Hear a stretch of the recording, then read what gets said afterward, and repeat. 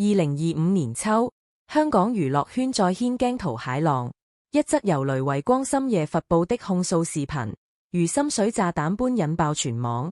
視頻中，這位66歲的泰拳冠軍成家班昔日互發手持泛黃遣散費支票，聲淚俱下指控成龍夫婦14年欺壓，更拋出私生子繼承佔20億財產分割等猛料。事件迅速發酵，洪金寶坐輪椅緊急現身調解，卻遭雷維光當眾駁斥，連你都幫他們遮羞。這場橫跨14年的恩怨，究竟是江湖義氣的崩塌，全是資本遊戲的犧牲品？我為成龍賣命30年，到頭來只換得一張9.8萬的支票。視頻中，雷維光顫抖着舉起那張2009年的支票，紙帳邊緣已泛黃捲曲。據其自述，1985年他以香港泰拳7連冠身份被成龍發掘，加入成家班後參與《警察故事》《醉拳2》等200餘部影片拍攝，多次因高危動作受傷住院。然而2009年，林鳳嬌接管成龍公司事務後，以業務調整為由將其解僱，更支付法定最低遣散費。當年成龍拍《尖峰時刻》摔斷3根肋骨，是我背着他去醫院。他醉駕被捕，是我冒死頂包。雷維光哽咽道：現在他找私生子，就想把我這個舊人徹底抹掉。其爆料直指成龍近年秘密尋找早年私生子，意圖修改遺囑。此言一出，如輪花言，若屬實，房祖名與私生子的遺產爭奪戰或將顛覆成家產業版圖。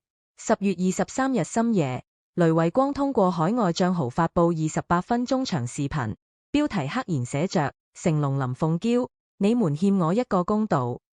視頻中，他身穿黑色素服，背後是成家班舊照拼成的2字背景板，細節處暗藏譏諷。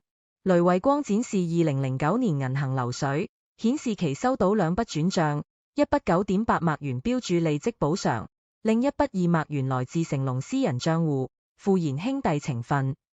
他痛贈：當年我月薪15萬，9.8萬連半年工資都不夠。據法律界人士分析，按香港僱傭條例，雷維光服務24年應獲24個月工資補償，即360萬元，實際支付不足3%。成家班沒有假期，沒有加班費，受傷自己掏錢治。雷維光揭露，成家班成雲簽署終身服務協議，違約金高達千萬。他出示1998年合同複印件，其中第7條寫着：乙方患病或傷殘期間，甲方有權單方解約且無需賠償。此條款被勞工處評為嚴重違反人權。2009年他突然查賬，說我吃空饗。雷維光透露，林鳳嬌接管公司後，以優化成本為由裁撤成家班元老，段偉倫同期被辭退。他播放一段2003年錄音，成龍在酒局上對段偉倫說：你40歲了船不出去闖，難道要我讓你一輩子？此言與段偉倫生前採訪形成呼應。這位成家班前左右護法2025年8月因腎衰竭去世時，遺物中僅存成龍贈送的舊手錶。10月24日午間，74歲的洪金寶坐電動輪椅現身銅鑼灣時代廣場，身後跟着4名保鏢。這位曾如成龍聘稱香港動作片雙璧的影壇大哥，手持拐杖指向雷維光居住的公屋方向，用沙啞粵語喊道：亞光，啲嘢唔好講得咁絕。據目擊者描述，洪金寶輪椅卡在商場自動扶梯口，仍堅持要當面講數。雷維光在保安簇擁下現身，冷笑回應：洪大哥，你當年拍《東方禿鷹》摔斷腿，成龍有去醫院看過你嗎？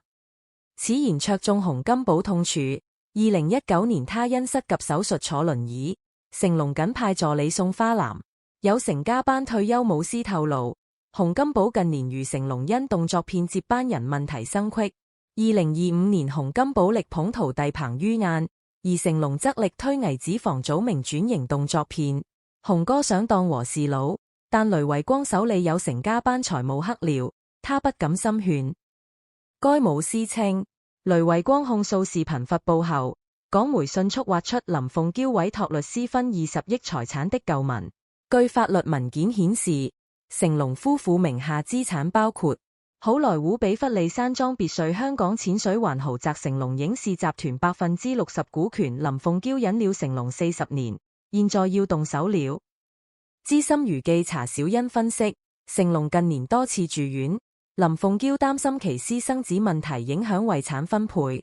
他援引消息稱，成龍2024年曾秘密做親子鑑定，對象是一名28歲大陸女演員所生之子。反觀成龍唯一公開兒子房祖名，2014年涉毒被捕後事業停滯，近年被拍到在洛杉磯沉迷派對。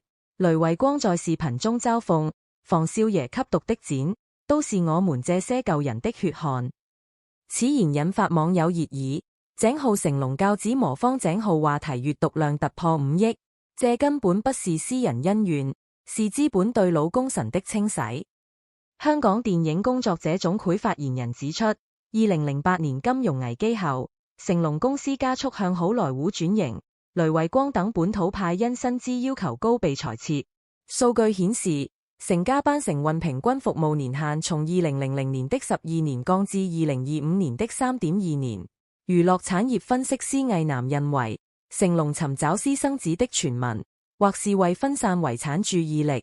房祖名不堪大用，林鳳嬌急需鞏固地位，放出私生子消息能迫使成龍提前分配財產。